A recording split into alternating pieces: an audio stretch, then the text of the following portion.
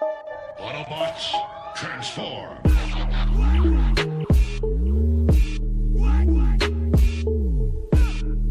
What's up, everybody? Welcome to George Reviews. I'm an 80s Transformer fan, and today I'm reviewing Transformers Siege War for Cybertron Trilogy's Ironhide. He is the deluxe class figure. This is him in the window box packaging, sitting in there just chilling.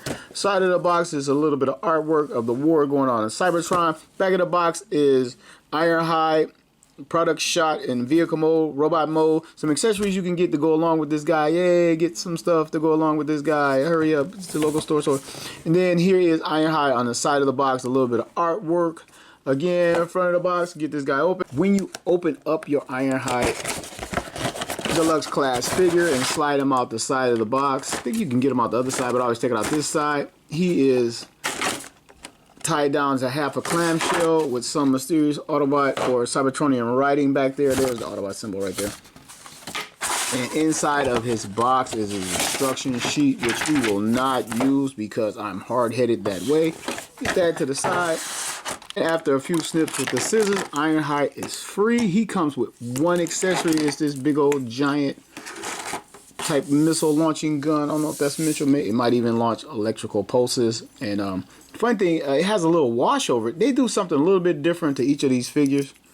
There's a little bit of weathering to it or whatever. So on to Ironhide out of his packaging. We'll take a look at that mug. Looks very much G1 cartoon inspired. I can't say the G1 toy because he didn't have a head. So very cartoon inspired. Backing him up a little bit. Kind of looks like cup around the chest. It's probably going to be cup. So a lot of gray and red plastic going on here.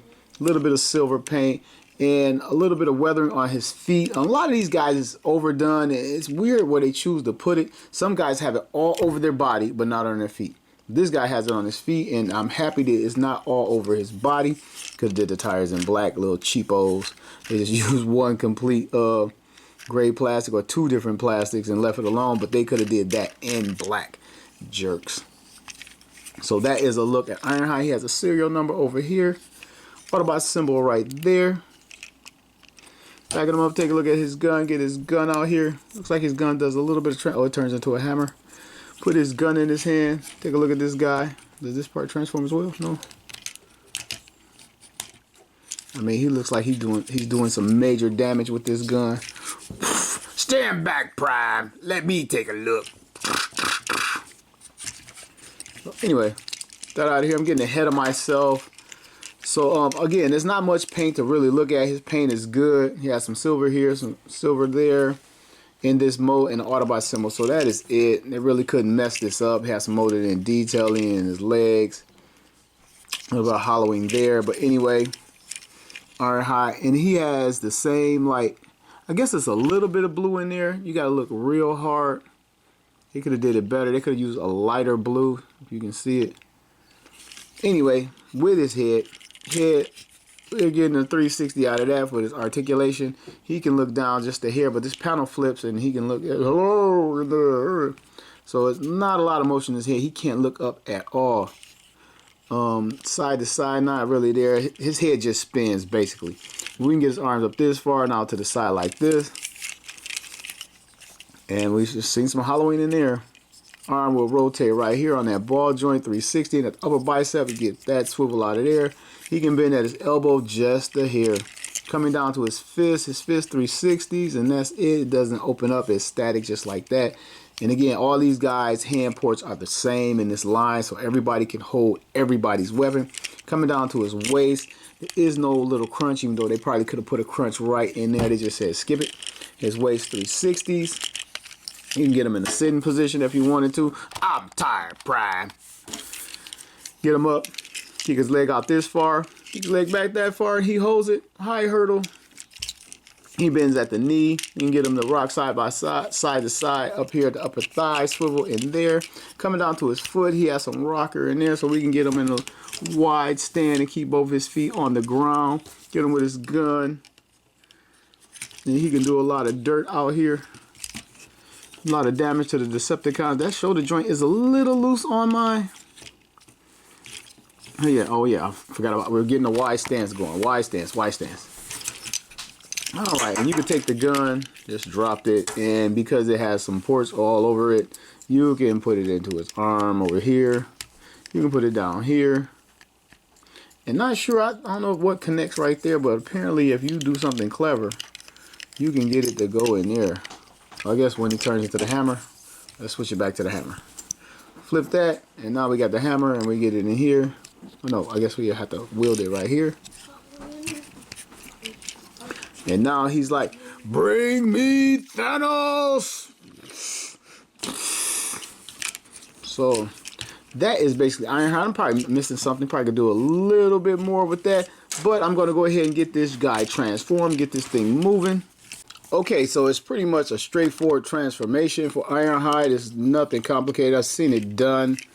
It's simple. He should be simple. He was always simple. So here we go. First I got it on camera. Untab the head right here. There's a little tab in there. Open the windshield. Fold the head down. You come around to this part and release the bumper, or what's going to be the bumper, and rotate the cab section around. We have that. Then you take his arm. Wait, come back here. Open these panels right here on the sides of his legs. Then open these panels on the top of his legs, like that, and on this side like that. And this is almost the transformation. So you take his arms, rotate them around to the back of the vehicle, and they just go on his back. They tab together, I believe. I think there's a small tab to let you know you're doing it right. All right, not at the shoulder, but right here. The tab here and the port there. And you tap those together, and then you basically close his legs over these parts. There's a tab here and a tab there. I got it lined up right. Oh, it's two tabs. There's another tab in there and right there. You just bring them together. And if I could just line the dang thing up. Oh, there's a tab in here that goes into the side of his arm. So that's what I'm not doing right. Okay, I got it right on that side. So there are more than one or two tabs. Look, just pop the panel on this side. Oh, just pop both panels. They came off awful easy, I tell you that. My finger just touched them slightly. It looks like this one is bent out a little bit on that side. This kind of sucks. Probably just mine, or it might not be all of these Ironhides, I don't know. And then this kind of sticks it to the side. This goes into the side. I don't know if it pops in there. I think it's just on friction. Oh no, there's a tab, and I gotta get the tab right in there. All right, and it still keeps popping out. Maybe I don't have the back portion correct. And lock up the bumper. And here you have Cybertronian Siege Ironhide. Looks pretty cool. Okay, so taking a closer look at Ironhide, we're gonna start with the front of the vehicle. He has an Autobot logo painted on right here. It's very well done. You can see it when he was in his robot mode. You can also see his head hanging out back there. But if he had a head in the G1, you would have been able to see his head inside the windshield, like where they had the sticker. He has some molded in and painted lights in there. And it's surrounded by another gray paint, which looks very cool. It's a nice little touch. I love the little molded in detail around here. I don't know if these little rocket pods, but they have a little silver paint around the rings of the gray part. It looks very, very cool. Come to the side of the truck. I don't like the fact that they did not make the tires black plastic or hit this with some type of paint in here just to break it up. Don't like that, but that's just a personal preference of mine. He has some molded in detail along the sides of his vehicle to make him look like a vehicle. He has a little striping here like the G1 sticker, like he has a yellow goldish sticker in the G1, so to keep up with that look. And I believe this is a window down the side. It's not just a stripe, it's some type of window. And these things may or may not be windows. I think if they had hit it right here with some red paint, this could pass as windows on the side and not just be his shoulders hanging out on top and breaking up the aesthetic with the gray out of nowhere. And I understand why they did it, because I guess when he's in robot mode in most of Ironhide's artwork on the G1 cartoon and in comic books, he has the gray shoulders. But I think they could have sacrificed that, just hit this with some red. He still would have had the gray shoulders and made this look a little bit more uniform, because it looks like he's just like this is like a pickup and this is cargo on the top or the back or something. It just breaks it up a lot, and I think red would have really helped that right there. So moving on, back of the truck, and I guess they tried to purpose the back of his feet with little molding and detail in there hanging around, and I don't know what these things are, boosters or something, but they added it to try to make it not just look like his feet on the back. I guess maybe it could be like a ramp or something that lets down. I don't know. But it doesn't let down. Same thing on this side. Has a serial number right here. And at the bottom of Ironhide, and they went a little bit further with some more molded in detail. Looks like an axle right here. There's some detailing down there. He cleans up pretty good, other than, like I said, the arms just hanging out in this mode. Now, rolls kind of crap. Again, transformed it right out of the box. I didn't practice it at all, so might not have everything tabbed together right. A lot of you might know better than me, but that's the style of my review. I don't know. I think it rides rough because of the design of the tire. The tire's not smooth. Has molded in detail on it. I guess for gripping metal Cybertronian surfaces. But while I say that, side swipe doesn't have that problem. Rolls very smooth. Doesn't have the grip the Cybertronian surface feature. And speaking of which, these are two guys side by side. But back to Ironhide, you can take his weapon, you can port it in, and I guess it goes this way, but you can spin it around as he drives, and you can put it in here, you can put it in here, you can put it in here. He doesn't have anything on the side like most of these guys do. I don't know if it'll clip back here, or I don't know what this part actually does, other than some cool looking aesthetic that maybe can fit over his shoulder. I don't know. And he has some type of little port here where you can add and combine the weapons to the thing, and so on and so forth. So I don't know if it actually goes somewhere else, but there is Ironhide taking a further look at it. You see his arms. You can tell these are his arms tucked away. The bottom looks very clean, but you can also see the back of his head, which is kind of a shame, but he still looks kind of cool. Transformation was very simple. But it is Ironhide, so I'm going to bring in the G1 Ironhide, and we're going to compare these guys side by side, see how they look. Again, this is not fair because it's not a Cybertronian mode, but he rolls a lot better than this guy. There are head to head. All right, one more comparison. Here he is making a rare appearance indeed. Combiner Wars Ironhide. This is how these guys scale. I can't remember if they're the exact same class. I think they are. And man, looks so much better with black tires than these gray tires. And in case you were wondering, you can take the gun because they have the exact same MechTech ports. I keep calling them MechTech, it might be something else. Anyway, they got the exact same ports to hold the gun from figure to figure, and I'm sure he can hold his gun as well. And here are these two guys side by side. All right, so I'm going to dive right into the size comparison part of the review, and here's Ironhide. Hound and Sideswipe are fellow Deluxe class figures. Optimus Prime is Voyager class. If I got that right, I don't ever remember all the classes. But anyway, Ironhide, even though he's the same class as Hound, he's taller as he should be. Bring Sideswipe as with Sideswipe. And drop Optimus Prime back in. Optimus Prime is a leader class figure.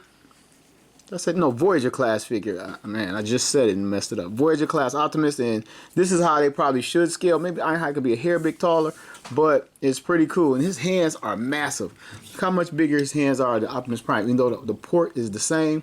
But he has big old bulky hands. And scoot these guys to the side. And I'm going to bring in Combiner Wars Ironhide, which was kind of a mess of an Ironhide. And, you know, we kind of dealt with it at the time.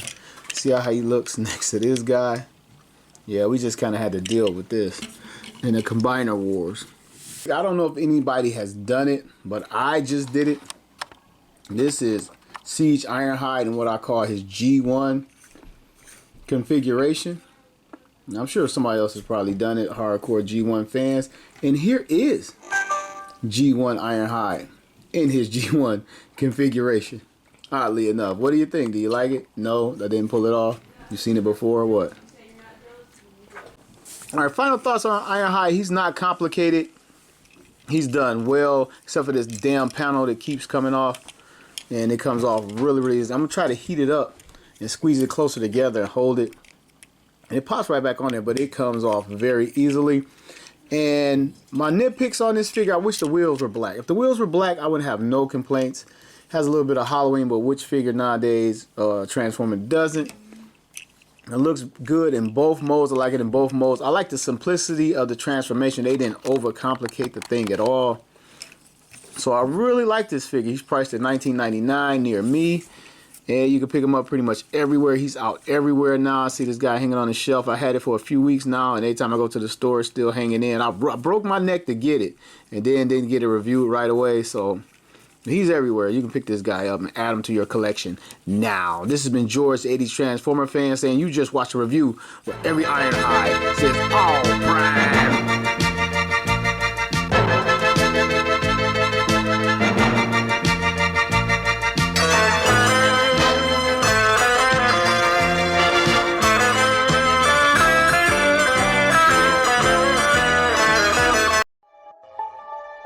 Autobots, transform!